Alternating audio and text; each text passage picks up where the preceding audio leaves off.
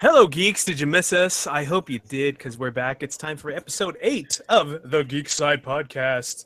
As always, I'm Darth Sparrow. I'm looking forward to talking to my favorite peoples about all things movies, TV, comics, and all sorts of general geekery. And those beautiful people I'm talking about, both of them, making sure Darren's included in there, both of them with me tonight is the amazing Darren generally and the lovely Christina Tillifson. Hello, my friends. Oh, Christina Walker. I apologize. Still getting used to that. Same. They always say too fast, and sometimes just throw the old name in there. How you guys doing this week? What's going on?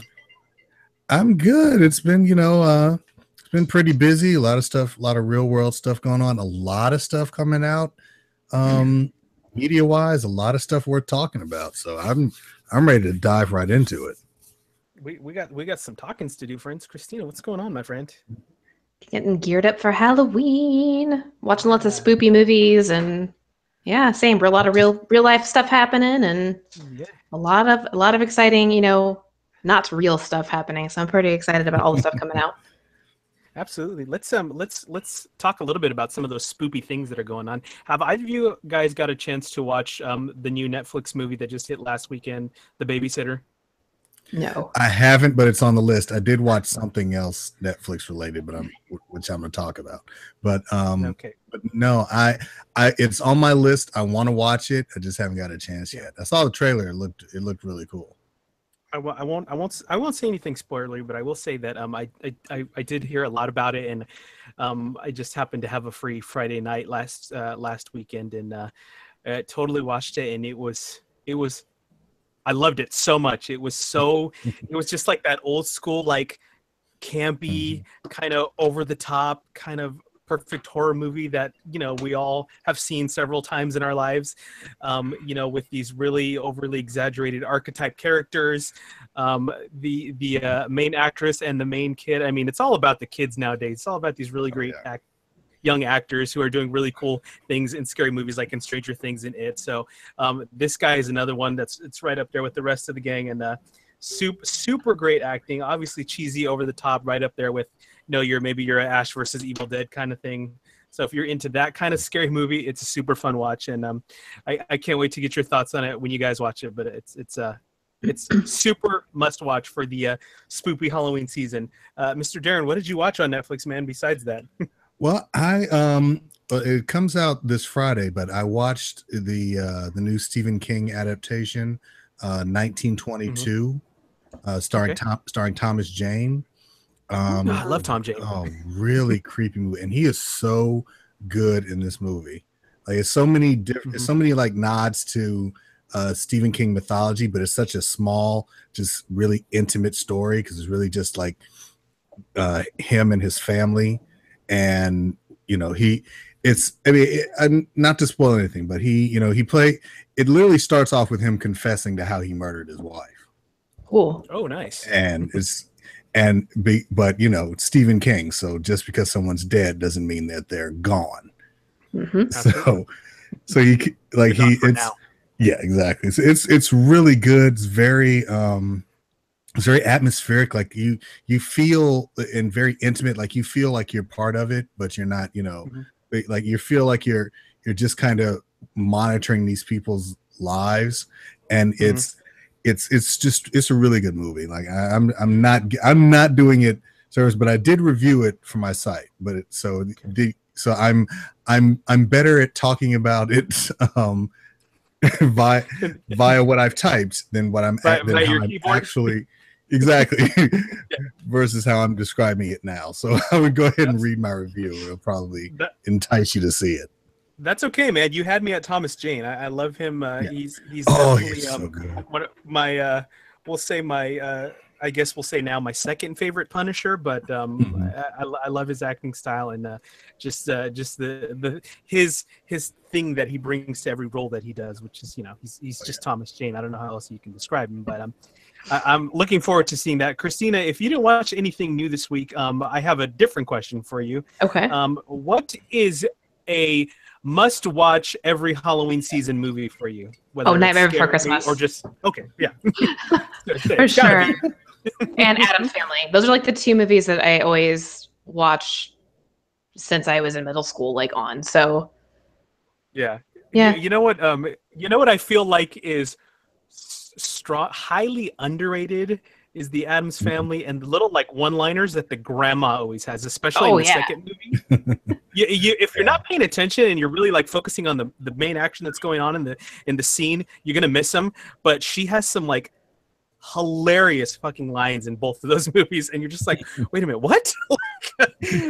And she just delivers them so smoothly and just kind of under the radar a little bit, and that's what makes them so great about it. Freaking, I definitely should start watching those movies every Halloween season. I don't own them, but I mean They're both on Netflix right now. Yeah, I think that's why I recently watched the first one. I hadn't seen it in several years, but that's definitely a good call. That one is on my Night Before Christmas. Obviously, is on my list, and I usually throw in a Hocus Pocus in there every once in a while. And Bram Stoker's Dracula for sure is my other one that I got to put on every year because it's by far my favorite Dracula adaptation. Which I mean, Gary Oldman. What more could you want? For real, he makes that movie. He's amazing. Yes. Darren, what do you got on your list of must-watch Halloween favorites every year? My list of must-watches is just really old school. It's The Exorcist is one. Like it's probably the only film that has ever scared me. So I have to. Scares the piss out of me. Yeah, so I have terrifying. To exactly. So I have to literally, it's almost like I have to purge it for a year. Yeah. It's like my Ring. Like I have to watch it at least once a year just to purge it from my memory. Because then every October it starts to ramp up again. Like it would be awesome if like weird shit started happening around me to just kind of remind me to watch it. Like one day, like my kid walks in the room and just like throws up like pea soup or something. And just Darren, like, you say awesome, I say fucking I'm out of town. Bye. I'm just saying, that's an interesting priest. An old priest to get a priest.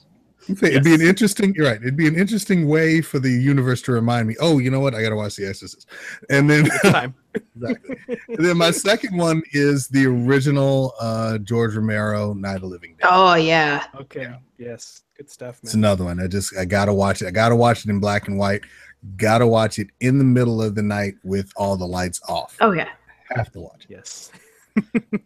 I was really bummed that I didn't get a chance to see that one recently. I think they were playing it at one of my local theaters. They've been doing this, all month long. They've been doing this old horror classics line at one of the theaters, and threw in like the original Nightmare on Elm Street and Friday the 13th, and that was one of them. And I didn't get a chance to go see it. I wish I would have, because I love.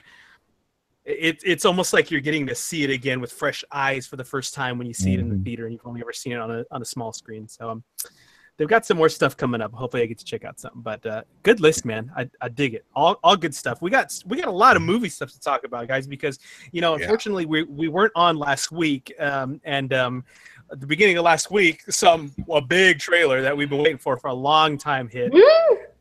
And now I gotta start by saying this, Christina. Now, here's my thing. I used to think those reactionary videos of people, recording themselves watching the trailer were the lamest fucking thing ever until I saw you do one.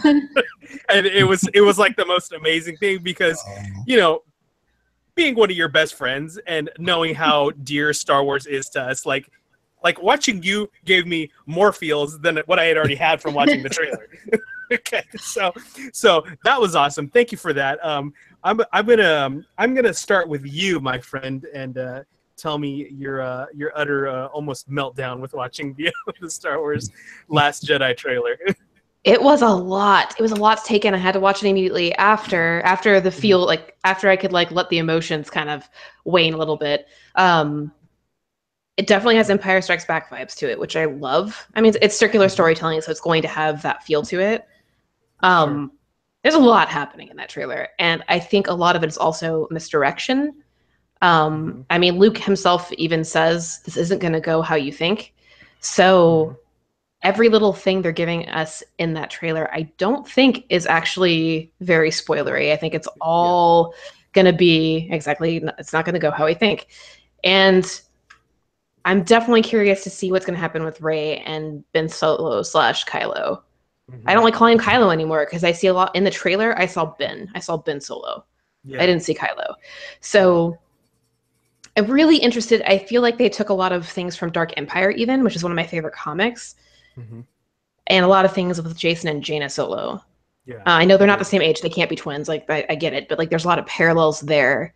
Sure. The good parallels that I see in it, and I'm really curious to see what's going to happen with Luke. It makes me really nervous.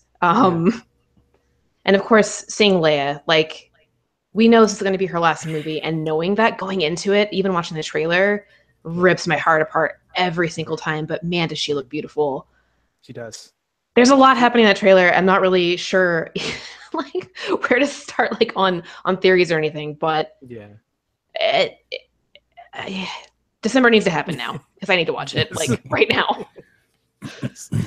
Darren, I know you've I know you have penned a beautiful article on your thoughts on the trailer, but I want to see how much I can get of you on our show tonight about what your initial thoughts are on the Last Jedi trailer. Okay, I had to watch it at least 3 times because the first time it came on, I was in reporter mode, so I was prepped. I was like, I was writing. I was literally just writing as I watched it, and then finding the embed, putting it up there, getting it published. I honestly don't even remember the first time I saw it, other than the fact that it's there. So then I had to sit back and just breathe and watch it a second time. And I'm with Christina. I loved it. I loved it in the sense that it made me. It was one of those trailers that reminded me what I love about Star Wars, and it reminded me what I love about science fiction. It reminded me what I love about these characters. And again, very Empire kind of feel to it.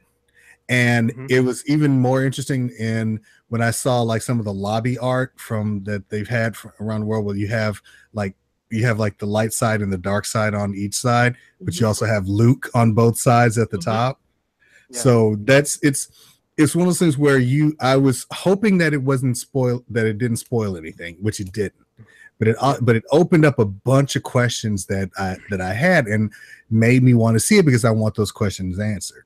So I watched it I watched it at least 3 times, because in the third time it was just like, okay, the second time is here's what I missed. The third time I just sat back and enjoyed. And I'm like Christina said, I need December to be here now. Yeah. And I think we finally get to see Phasma. We actually get to see Phasma do stuff. And also Finn looks cool as shit. Like I can't wait to see him do some rad stuff. Yes, I was also I wanted to know how did he get captured? Did he surrender? Like he's been walked through all of these stormtroopers. Like then I have so many questions. Right. How does he get into the fight with Phasma? Like all of this stuff. Like just give it to me now. I hear you.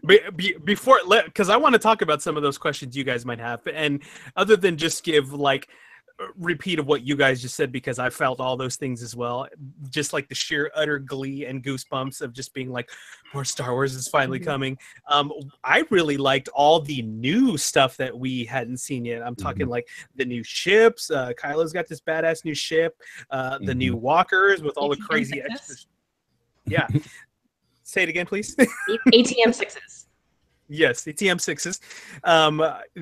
Obviously we saw more porgs. We saw some really crazy ice foxes. I don't know what the hell they are, but they're the Star Wokemon. Yes. The Star Wokemon. Like you guys said, Finn in a First Order suit. I don't know if he's in disguise or he got caught, like you guys said. But so much crazy cool shit going on. I didn't fall.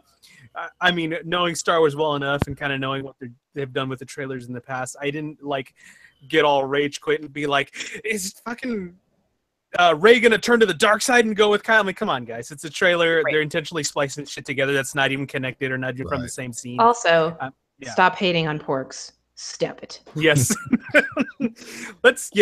No more. Okay, we need to make that campaign start to happen. Stop porg hate. Okay. Because there's nothing wrong with them. They're cute. Damn it, just embrace the cute. But yes, I'm with you guys. I watched it about about 5 or 6 times that night, you know, because at first I was getting home kind of late and I was trying to watch it on my phone, which took about 20 minutes, and I was throwing things across my room. And then I had to go and put YouTube on the big TV in the living room as soon as I got in the house. So yeah, so let's talk about questions or maybe even theories that we have from the trailer. Darren, what are some of the big questions you have after watching the trailer? Okay, again, like mine are kind of all about Finn. I had questions about everybody, but I really had questions about Finn. Like, it's looking like, because remember in the first film, he wanted to get as far away from the conflict as possible, and it's looking like in the second one, it's almost like he's volunteering for a mission that's going to put him back in the First Order. Because I'm like you, I don't know if he goes undercover, but it may just be a question of, hey, you have all this knowledge of the First Order, we need you to go on this mission, and then oops, Phasma's there, and Phasma finds him. Like that's kind of what I'm. And their relationship is complicated, so that's why I'm so curious to see what happens with, like, they care about each other. So I am very curious to see what happens when they are confronted with one another. Yeah. Yeah. So it's like my questions are really about Finn. Like it's still looking like he's got some kind of force ability or some kind of raw power that's just not being, not being utilized. I still go back to in TFA, Kylo deliberately looks at him with no prompt in the very beginning of the movie. Right. But that's why I believe he is force sensitive. Yeah. And Kylo knows that. Yeah, Kylo sensed that. Not as powerful as Rey, obviously, but I think there's something in him. Now, I could be wrong, but I that's a very deliberate thing that Kylo did in the beginning of that movie. Yeah. So we'll see. Yeah, I mean, it's just I'm with you. There's so many clues that, and that's the reason why, even though it's called The Last Jedi, I still don't get a sense that it's that it might be the last of this iteration of Jedi. But I think you're looking at, with Poe and his piloting abilities, Finn and, whatever like crazy stuff it looks like he abilities he has, and Rey, it looks like it's almost like a new generation of, maybe they're not called Jedi, maybe they're called something else, are being formed. Great Jedi. Yeah, Great Jedi. Did you say no Grey Jedi, Christina? No, I said it's sounding a little bit like it might go towards so but maybe there's no Jedi, maybe there's Jed us going forward. Hey, we are Jedi, okay? I'm hoping that Luke sees, which is what I've always said, is that there are really good things about the Jedi Order, just like you can say about religion, there's good things in it, but Jedi Order, and even Yoda in the Clone Wars starts discovering this, that they're accidentally hypocritical. And the Jedi Order doesn't really, like, their rules are really oppressive and don't work. Yeah. And they kind of facilitate the Sith and like a lot of the bad things that happen unintentionally. And so maybe Luke figured that out, where he's like, this isn't working. So I'm not saying don't use the Force, but maybe we don't have these boxes that we put ourselves into and have specific rules. I think that's a little bit stupid. Yeah. So I'm hoping that's where it goes, but we'll see. Yeah, I'm with you. I think ultimately it sounds like, if once you put an organization on top of the purity of the Force, then you've lost something. So I think that's I kind of get the feeling like once you strip away the dogma, you get back to the pure Force. Yeah. I think that's kind of what I'm hoping Luke is alluding to, or what he's learned in his years of standing on that rock, overlooking the ocean. Exactly, hanging out with the porgs. Oh, and then the other thing I was going to say too, I had mentioned out of the blue, out of nowhere, it popped into my head that what if Kylo was the one who took Rey to Jakku? I don't know why that popped into my head, but I was thinking about it, and I'm like, holy shit, what if that's Kylo took her there to hide her? I thought about that. Because he's old enough. Like, their age difference is wide enough. Yeah. Which is why when in TFA, when he asks about the girl, because it is a little weird that he, like, specifically asks about the girl and is, like, very attentive when somebody brings her up before he even knows who she is. And I'm like, I wonder if he knows, because he was obviously there at the temple, whether he attacked the temple with the Knights of Ren or he was there as a student and then was taken by the Knights of Ren. I think that's where I think we're obviously going to learn what happened, I think, in this movie. But I thought that was an interesting, like, who dropped Rey off? Might have been Kylo. Yeah. That seems to be one of the new big theories that I keep hearing, is that they are gonna. I don't know. I'm still kind of weird about that they're possibly siblings. How would they all not know about each other? Yeah. How would Han and Leia not know about their daughter? I mean, it's sort of the similar thing that they did with Luke and Leia. I mean, you hide one, especially one that's the most powerful, away. Right. Because theoretically, Leia could have been the one. Sure. And still technically could be. But I don't know. I don't know that they're siblings. I would kind of love it just because, again, Jason and Jaina. But I'm with you, Christine. It's like that, and especially after, when you saw The Force Awakens and realized like how many little elements they kind of pulled from that whole storyline, you're just kind of like, okay, well, this has got to be where it's going, is it not? But I don't know. Well, especially like I said, if Snoke, and I think in the trailer, Snoke is not talking to Kylo in the beginning. He's talking to Rey. I really believe that. Especially since we see Luke training her, and he's like, "Oh shit, yeah, you're creepily powerful." Yes, I'm scared. Yeah, I think that Kylo could have even like sacrificed himself to protect her. Been like, no, I'm the one that really has all the power. I mean, we'll see. Yeah. Is Kylo really going to kill his mom? He better fucking not. Don't you dare. Ben Solo. Don't you dare. Damn you. You put that shit down right now. Go to your room. Go to your room back in the temple.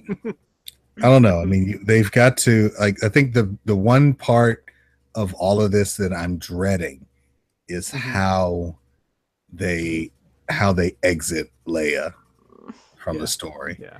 I'm not going to be okay at all the whole movie seeing her. No, that's the part that I'm. They're going to do a good job, but that's still like I'm preparing I might have to take a Xanax before I watch this movie. I don't know. I was wrecked at the end of Rogue One when then this is like immediately after. I think it would still be too raw a nerve watching this movie, and that's unfortunately that's going to be in the back of my head when I'm watching this. Like, when is it? I don't all of us. I don't want to see it, but I have to watch it. Even the trailer part, I mean, it's just like you're watching it and you're just like, oh gosh, she looks so perfect. Oh god. Yeah. And she, and you tell her heart's in it too. This movie might kill me. We'll see. It's weird. Almost look like she's like younger in this movie somehow. It's weird. Yeah. Yeah, she looks great. Either that or incredible.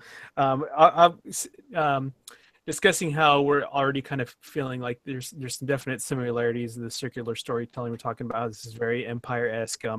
Have they said for certain if we're going to get the reveal of who Rey is or who she belongs to, where she's from? Not that I've heard yet, but we might not know until the third movie. Kind of like, I mean, you kind of get the hint in Empire Strikes Back who Luke is.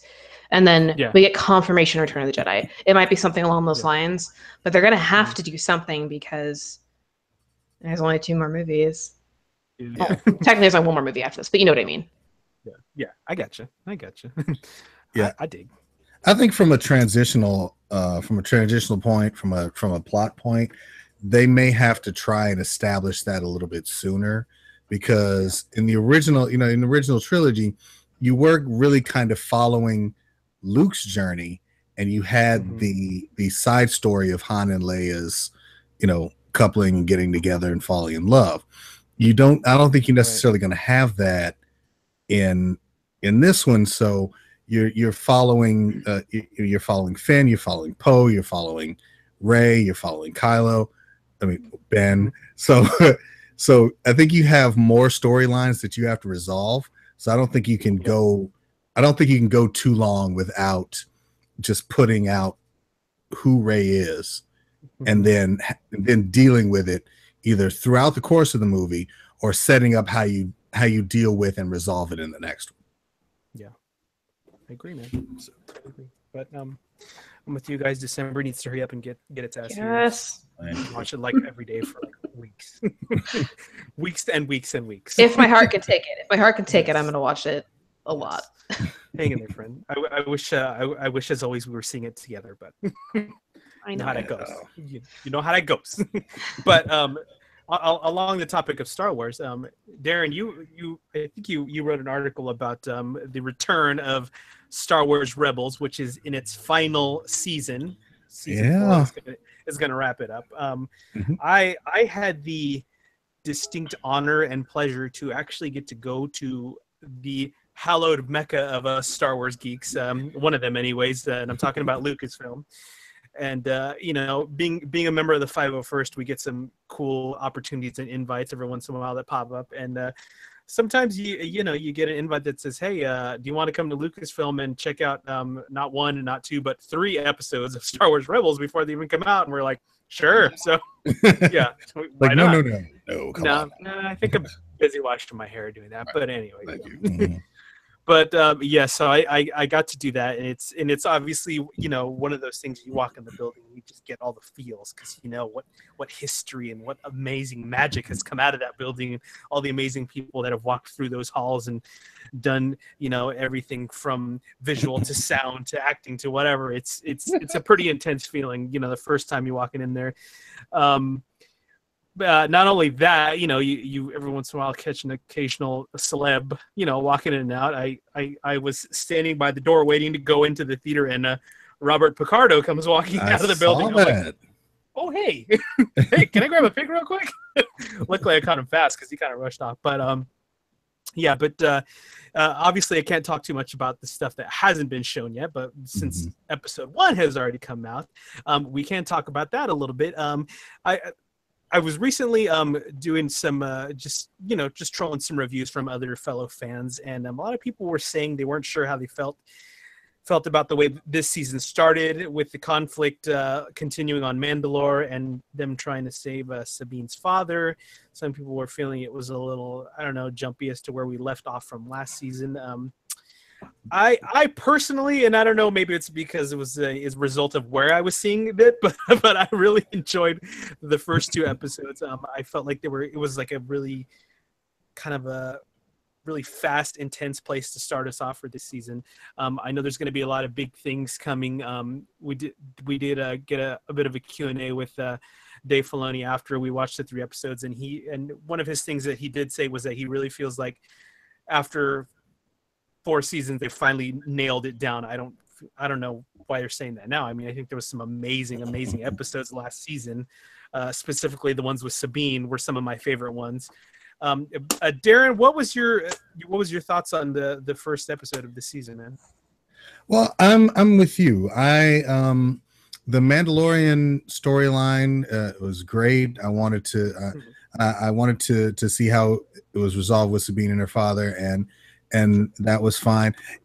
It never really like connected with me the way I'm thinking like a lot of the future storylines will, but the entire show connects with me because like, especially in this 4th season, is like, you know, they're entrenched in the rebellion. Like they're, you know, Absolutely. They're not on the fringes of it anymore. They're deep inside it. And I guess I wrote a story today because I got, you know, the info from my contact at Lucasfilm that, you know, they're bringing back Saw Gerrera. Yes. Hey, I wasn't gonna say it, but I've seen it. Well, it came out, so you're not spoiling anything. But yeah, but they bring back Saw Gerrera for a 2-parter. So good. Yes, and the clip that I have on the site, like it's really intense. It's like him versus Mon Mothma, and you know, that's the stuff I want to see. Like, one of the really cool things about that scene, man, is it's really the first time that their 2 are actually speaking face to face to each other, and you really kind of get a sense of both their ideologies, and both of them have very valid points and things of how they feel like the rebellion should be run and how they should be taking the fight to the Empire. And so it's again like the whole Civil War thing. They both have their sides. They're both right in a certain extent, but it's just how one goes about dealing with the war and the conflict and the people involved in it. And I think that was a really, really strong, powerful scene to get to check out. Yeah. But go ahead, buddy. I'm sorry.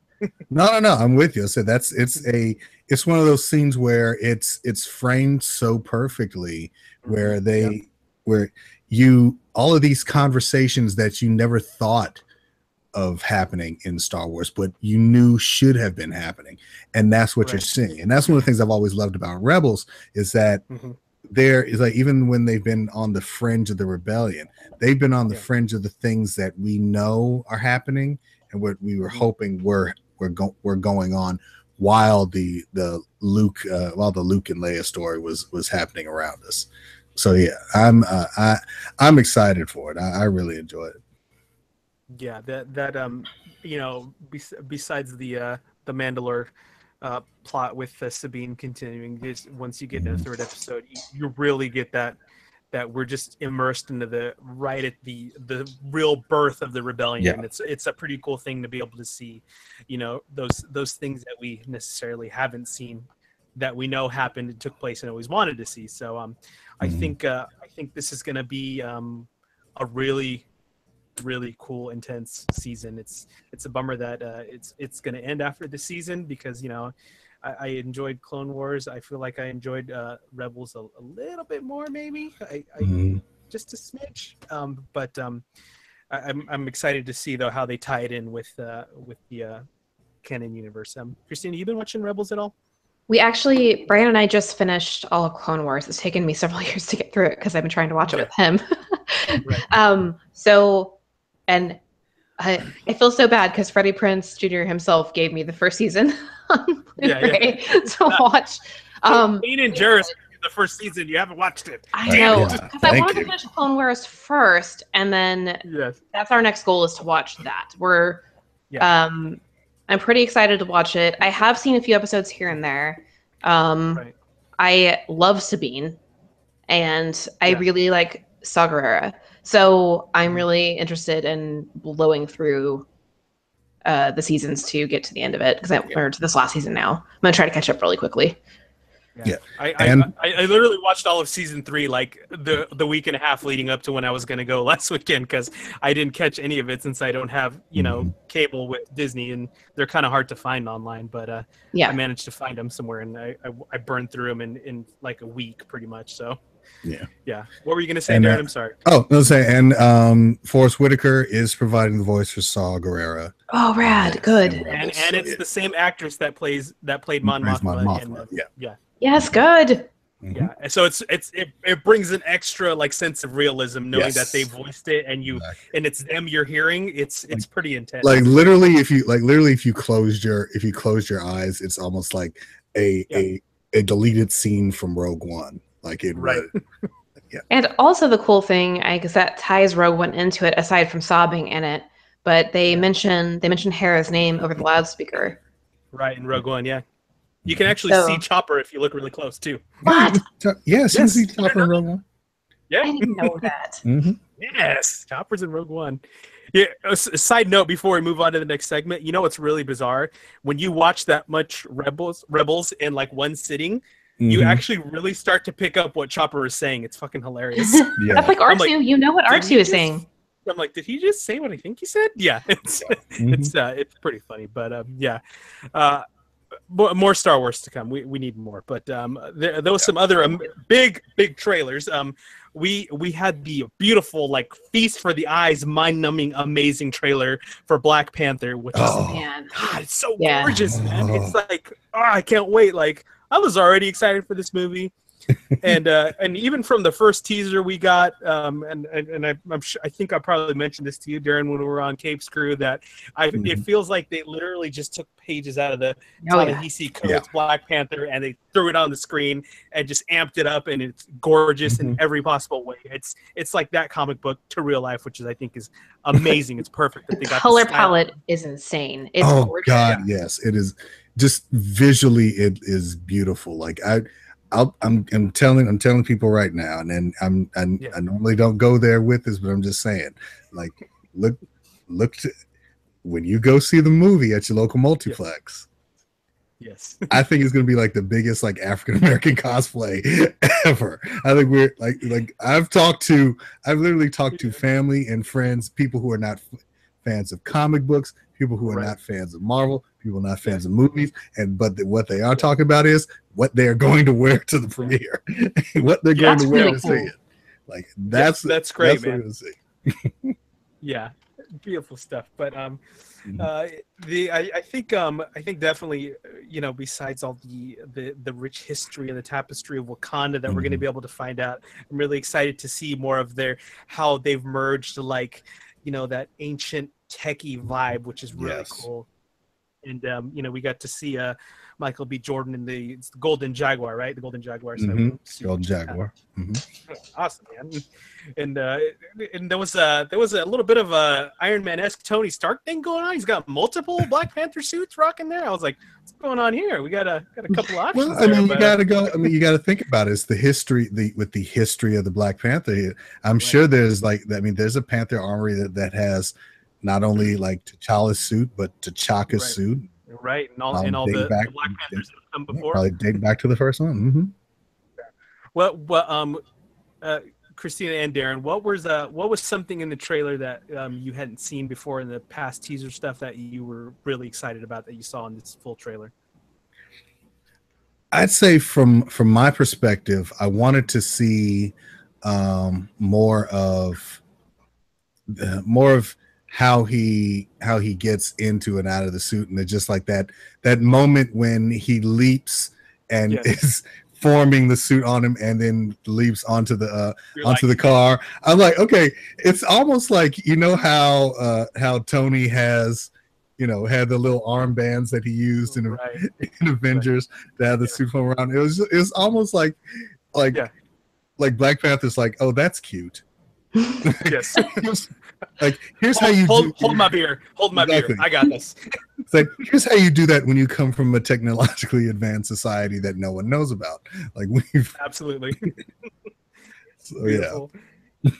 How about you, Miss Christina? The badass women. Like, I want to see them. Ooh, my God.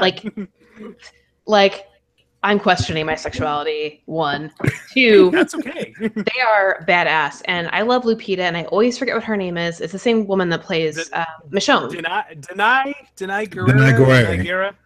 Like, I already am sort of in love with both of them, so this is definitely making me have even more now.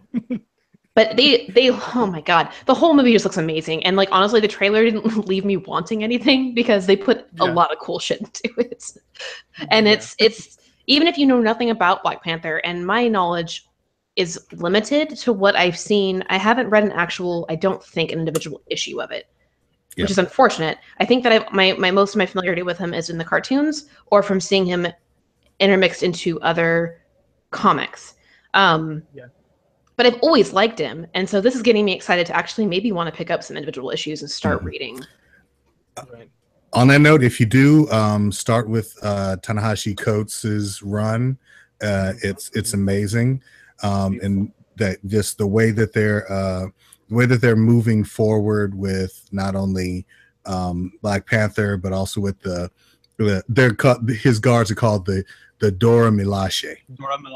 Yeah. Dude, I hope we get to see more of them, man, in the movie. I'm super excited. It always struck me as so badass that his like guards, his elite guards, are just like the best trained warriors in Wakanda. Yes. So cool, man. It's gonna be a brilliant, amazing movie that I don't think we've definitely seen the likes of in the MCU yet, and I'm super excited that that's gonna enter the fray. And from the looks of it, man, they're perfect with what they're doing with it. And what's even better is that you got all these great visuals. I would challenge you to tell me what the plot is. Yeah, exactly. Yeah. Like after 2 trailers. And you guys probably saw the poster somebody posted, right? And then they made the little pun. They're like, the only 2 white guys in it are Bilbo and Smeagol. They're the Tolkien white guys. The Tolkien white guys. That's terrible. That's awesome at the same time. That's perfect. The Tolkien white guys. Yes, but it gives us. It's nice to know that we're just gonna have a Geek Fest like every 2 months for the next year, as far as movies go, man. It's gonna be exciting, mind and wallet draining on my budget here, but it's good. All good. Shifting gears on some more Marvel goodness from Camp Fox, we got the trailer for New Mutants, which what are we gonna call this trailer? It's X-Men meets horror movie. X-Men meets X-Men meets Asylum. Pretty interesting trailer. It's a weird fucking choice, man. I don't know how I feel about it. I mean, if you had taken the mutant writing off of the trailer and everything, it looks like a horror movie. Yeah. I don't know why they decided to go that way. I'm not familiar with the New Mutants. Maybe you guys can tell me like what this is based off of continuity wise in the comic books, and why they went. Why do you think they went such a dark tone with the trailer? I don't think there's any continuity in it. Yeah. That's what's weird. And I love Wolfsbane, and I think Maisie Williams is a great choice. I'm really confused by their choice to make it a horror movie. Yeah. Well, okay. There's a the persistent rumor about the storyline is that it's based on the Demon Bear storyline from the New Mutants comic, which was more about, which was focused primarily on Danny Moonstar, because it was, the Demon Bear who murdered her parents, and it's come to stalk and haunt her and things like that. I don't particularly see that from the trailer, but it seems like that's what people seem to be drawing from. I think from the standpoint of the New Mutants, from everything I remember about New Mutants, is that it wasn't necessarily horror elements, but they were kind of outside of your standard comic book, adventure team. Right. Like these were kids who were learning how to use their powers, and for the most part going up against, enemies that were way beyond their league, and they were always way out of their depth. So it's, I think, kind of grounding it and putting it in a location where they're still dealing with their powers, and maybe there's a mutant there whose powers have grown exponentially, and that mutant's lashing out. Like that would be the only thing in my mind that would kind of justify a horror movie type setting, is that it's not necessarily horror, it's more of we've all been put into this place because of our powers, and there's someone here who's far worse than we are. Yeah. So I think it's more like, if it's like survival horror would seem more along the lines of what it would look like, because I can guarantee you none of these characters are going to die in this film, so it doesn't necessarily make it a horror film. So that's why it's a weird choice to me, though. We'll see. We'll see. I probably won't see it in theaters because I don't trust them. It's Fox. I'll wait to see what people I trust say about it, and then maybe I'll consider it. That's why I still haven't seen Age of Apocalypse, because I know better. You don't need to. Because one is not Age of Apocalypse, it's just Apocalypse. I'm not doing that to myself. I'm not doing it. Yeah, no. Like, Age of Apocalypse would have been cool. Yes. This is, hey, look at all this power I have. Let me get a bunch of mutants who don't really do anything, and Magneto. Yes. Yeah, and Magneto. Yeah. Yes. All right. Real quick, we'll finish up the trailer talk, because I don't think we've talked about this either. We finally got a full trailer for Pacific Rim 2, or Pacific Rim Uprising. I don't know how deep we need to go, because it's just fucking awesome. It's robots and monsters. We keep talking about it, and that's all we want out of it. Kaiju and Jaegers beating each other up. Woo!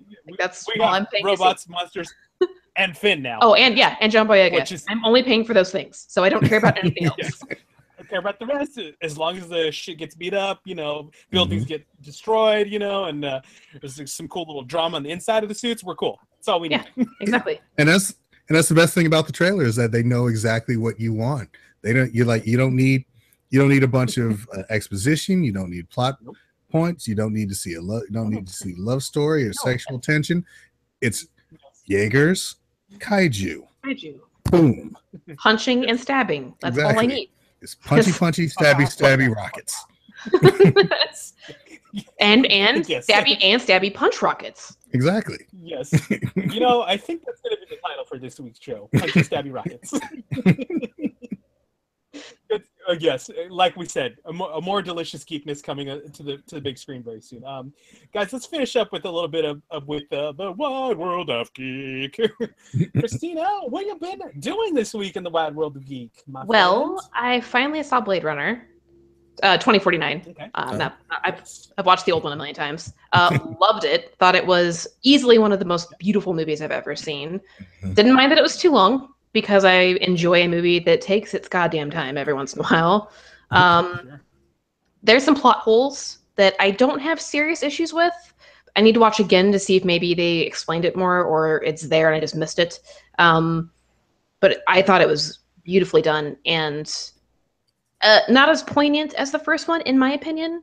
At least the end of it wasn't, but still really great. Glad I saw it. What else have I been doing? Started watching Black Sails finally. I'm real behind in that because I know that's been out forever. I think I've only seen the first 2 seasons. We managed to get through the first season. I really like it, except for Anne Bonny. I have to turn the history part off my head because I know a lot about Anne Bonny, and I'm like, are you gonna do anything with her? And why is she dressed like a hobo? Like she literally would run around without her shirt on because she's like, look at my tits. That's right. I'm a pirate. Fuck you. Like she was awesome. So I'm trying to figure out what they're doing with her, and I hope that like it gets better. I've heard that it does. What else have we done? I don't know. Let me stop for a second. Who's your favorite character? Obviously, you don't like what to do with Anne Bonny. Who's your favorite character so far?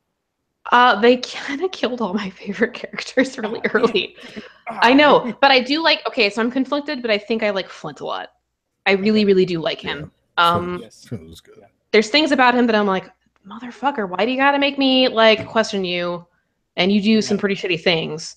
Like, you know, Gates was one of the coolest characters, and then. Spoilers, he's dead. It's not really spoilers, but the show's been out like a couple years, right?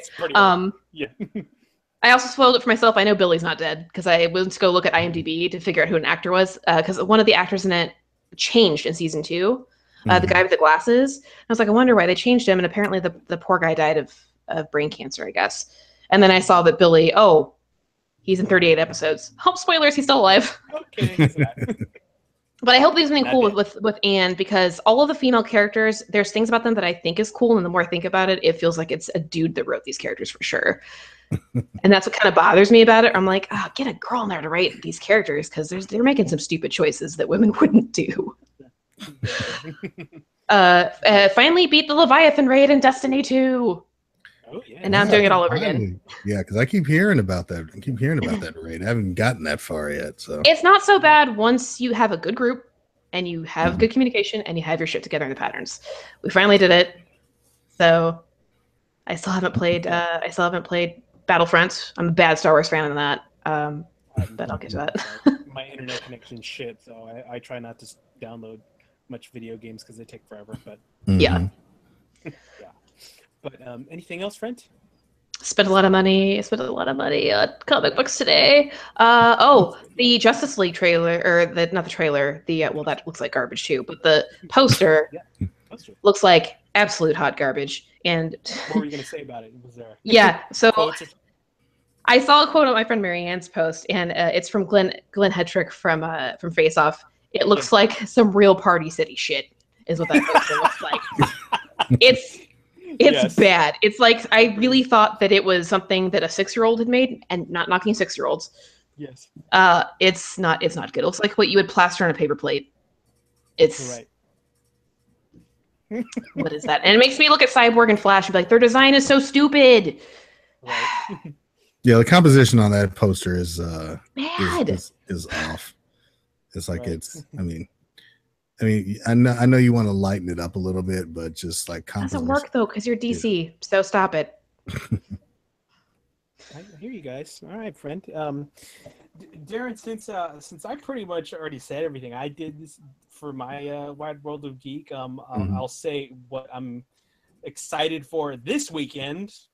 This weekend, Walking Dead returns, and yes, freaking see it at the freaking premiere, and see everybody there, which is going to be freaking ridiculous. I'm trying not to lose my mind yet till about Sunday when I'm on my way to LA.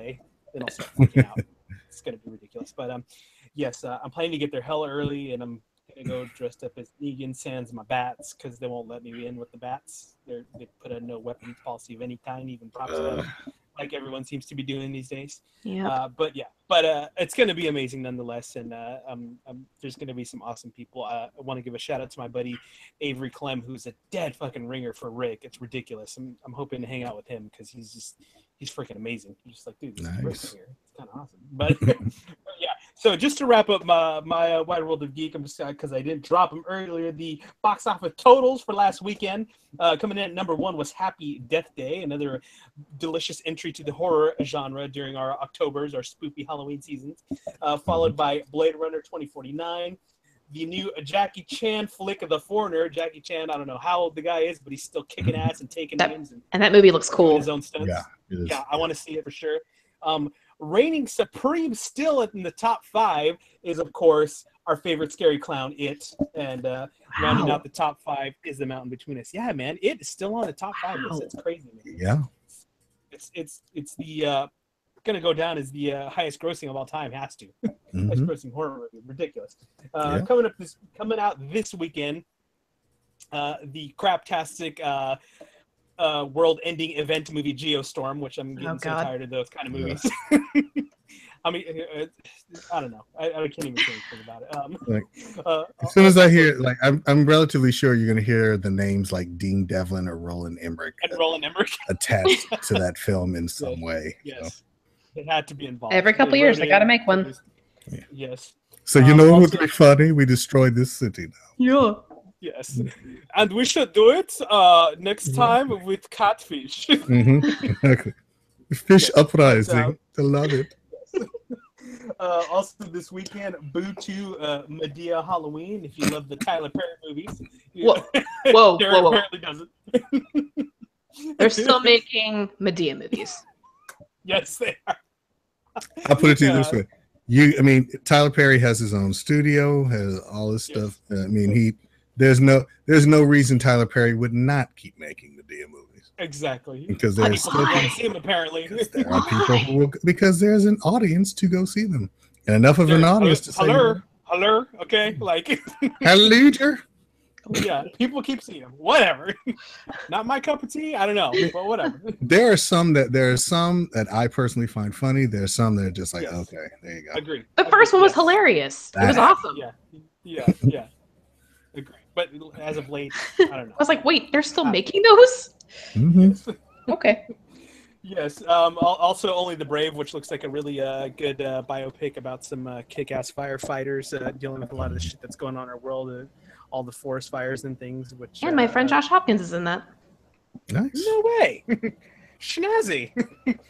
And last thing, of course, is I'm pretty sure it's a horror movie. I know very little about it. The Snowman. I know Magneto's in it. It's a thriller, and it looks really good. Like, I got the trailer. Thrillers, kind of like along the lines of Zodiac kind of thing. Yeah, it's like I got the trailer up on my side. It's really good. Really kind of reminiscent of Zodiac and Insomnia, and it's kind of the feeling I got from the trailer as well. So. Yeah. But yeah, I definitely want to check that one out.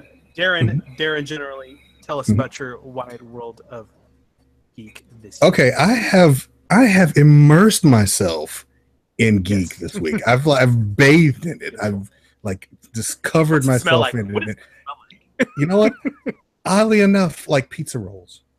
Oh yes, Totino's pizza rolls. Yes, yes.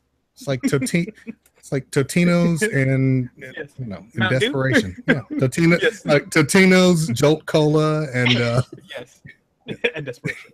Exactly, and desperation. But what I've done is I've decided to just kind of jump back into all the geek things that I love throughout the week. So I did a little bit of everything. Like, I went ahead and I went into one of my local establishments and got a Jessica Jones action figure. Oh, this is gonna sound like really like 80s, like kind of trashy. I have like 5 of those figures on layaway because I didn't have the money and I never see them, but I had enough to put them on layaway, so I'm getting them pretty quick. Well, it's like I walked in and I was just like, and I walked past it and I was like, no, that's okay. And then I left the store and I came back and I saw it again and I was like, nah, you better get it. And then especially female figures in movies or shows are always so hard to find. Dude, it's ridiculous. And then I came back and it was gone. Yeah. But I came back the next day and it was there, so I got it, and then got Daredevil at the same time because Yeah. he was there. I like their action crotches. Yes, I do. Yes. They're really prominent. It's hilarious. Look And at then these action crotches. Bow, bow. and then I That's jumped for you, in. buddy. Gotcha. Then I decided to like dive in deeper. So I was playing the Battlefront 2 demo, which was really fun. There's not a whole lot that you could do, but what you could do is really fun. I'm a little iffy on the new controls on the new flight controls, but I'll get used to it. But I decided to go ahead and dig out my Game Boy. Ooh, and my Star Trek: The Next Generation, the game for said Game Boy, and I could not stop. I could not. Hours of enjoyment to be had on that little green screen. And Darren, is that the one where you like your data and you have to connect some of like in the computer circuits too? Is it in that game? It's the one where you play everybody, like everyone has their role. Like you play Data when you have to like navigate, and you play Worf when you have to do combat, and you play Geordi when you have to fix something in engineering. Like it's like and then you like beam down with the away team. So I've dipped my feet back into everything geek wise, and even gotten back, and I read all new Guardians of the Galaxy, which I thought was really good because now they have a new member. I don't know if I want to spoil it, but I guess I already did because I wrote about it. I want to know. Okay, so they go to Earth, and the really fun thing about the issue is they go to Earth because they're tracking the Infinity Stones. Right. So they each break off. Gamora goes to see Doctor Strange. Drax goes to see Cable. And they all, when they get nothing that they need, they decide to converge back on the ship. And Rocket smells something coming from the lockers, and he goes to open it up, and Deadpool has stuffed himself into a locker because he's trying to stow away because of Secret Empire, because everything he did in Secret Empire. So they throw him out, which is hilarious. Yeah. And then it turns out there's another stowaway who's not stowing away in the ship, but on Rocket. And the new member of the Guardians of the Galaxy is Scott Lang. Oh, yeah, that's right. Yeah.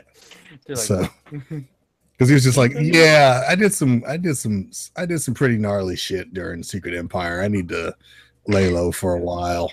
I like that Rocket finds him by smell. That makes me happy. Yeah. Yes. I can't remember what he described it as, but I could not stop laughing. And then Deadpool says something like, he literally says, "I want to join your Lanterns of the Universe," and I fell out laughing because Peter's like, that's not what we're called. Yeah, sorry, that's not the team name. Sorry. I was just like, oh, sick Green Lantern burn. Yes, Green Lantern, stupid. Sorry. But yeah, so that was my weekend geek. Just kind of rediscovering the geek within. Isn't it so much fun, man? It is. It's like a palate cleanser. I didn't mention that I put a bunch more hours on Mega Man X and finally started actually beating some of the bosses, and I was like, yeah, this game's fun again. I'm beating shit. I still have my old brick Game Boy now. I'm thinking I'm gonna pull it out and start playing some of the old games on it. You know, it took me back, even the squinting to see. Yeah. I remember being in the car on car trips, and like when it's starting to get dark and you're like, shit, I can't see. And then you like go underneath a street light and you're like, oh, start angling. Shit, now start. For light. Yeah. the light angle find. These kids these days have no idea how hard gaming was when they were like what was for us. They don't know shit about it. Yeah. See, look at you with your colors and your ability to see things. And your backlights. I was gonna say your backlit crap. What is this? It's not real gaming. Beautiful. I'm all about the retros. I just thought of something else.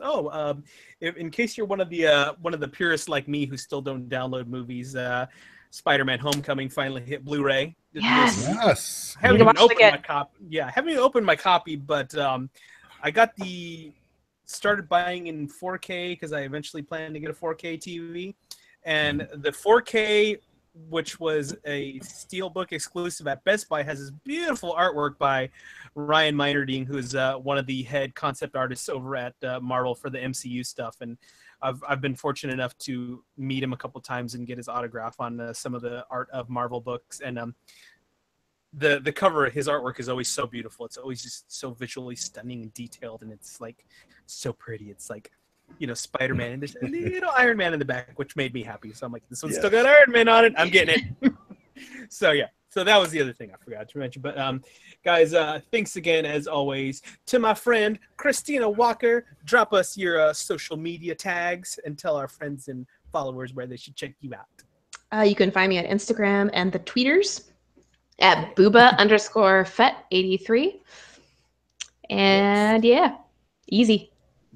Excellent. Mr. Darren, generally, what do you got going on the in the World Wide Web with all your stuff and social medias, brother?